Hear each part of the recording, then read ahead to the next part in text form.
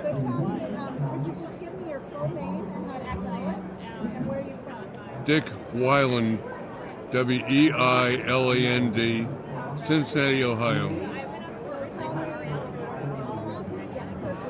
I ask you to tell me why is there a gate usually in Jerusalem? Well, I have 15 things named after me. I've got 7 Jewish and 7 non-Jewish, and I've got the gate because of work I've done for Jewish National Fund. But really what happened in my life, I grew up in Cincinnati, Ohio, in a community that was divided between German Jews and Russian Jews. And they didn't get along at all.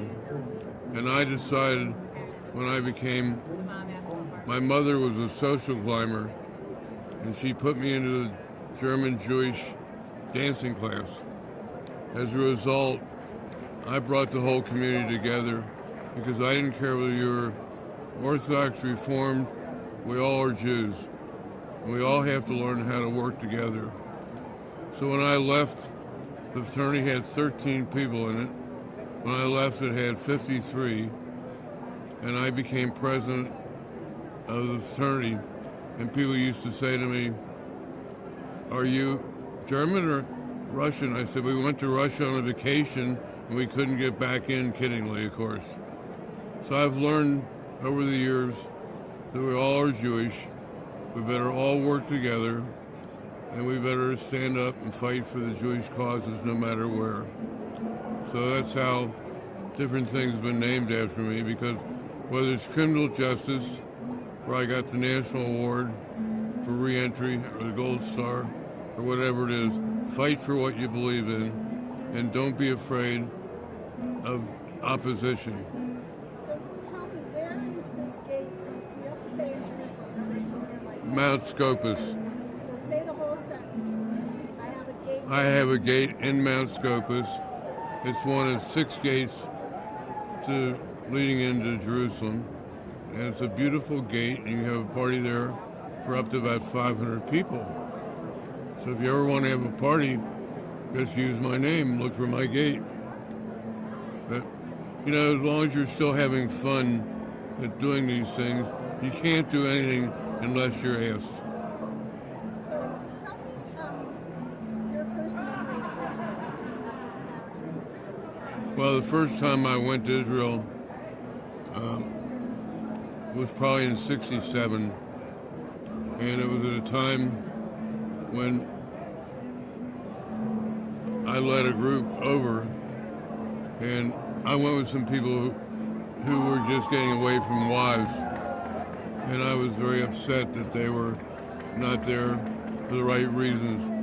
I went back on a major trip in 1990, taking all the heavy-duty legislators of Ohio, and we went everywhere. And I took the Speaker of the House, the President of the Senate, and the Attorney General, and it was wonderful to take all these people who had always wanted to go, but they wouldn't go unless somebody took them. And I've gone back, I've been there about 8 times. I wish I could go more. It's harder for me to travel now. But my memories are that I'm proud to be a Jew, and I'm proud to be able to translate that in every issue that comes up that affects the Jewish world. What is most important to you about being here as part of policy? Well, I'm one of the few Cincinnatians that ended up coming, and I'm very close with the leaders in Congress, Mitch McConnell and the Speaker, I'll see tomorrow, and Howard Core, who's speaking tonight.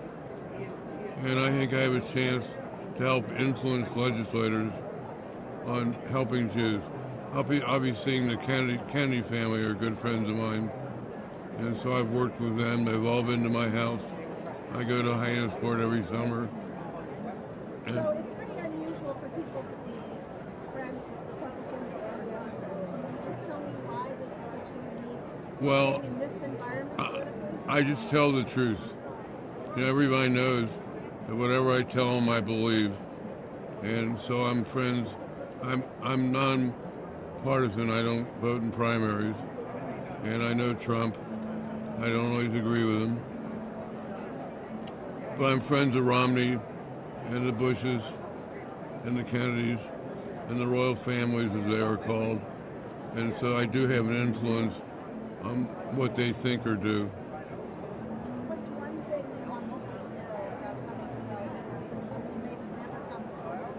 Well, I think the amount of people coming has an influence on the decisions that legislators make.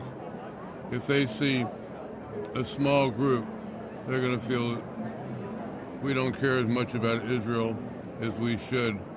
So if I go see Mitch McConnell or the Speaker, they want to, and I say, look at the number of people we brought to Washington this year. It helps them on any of our legislation. And most of Congress, as you well know, are great supporters, even the far right, because they're evangelical at times, and they support it for the wrong reasons.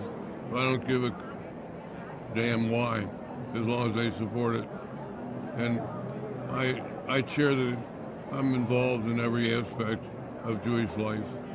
And as long as I can do it, I'm going to be fighting to preserve the state of Israel. I'm lucky. As I often say, I can't do anything unless people keep asking me. Thank you for your time. It's my pleasure. Thank you so much. Okay, we're going to help you get down here.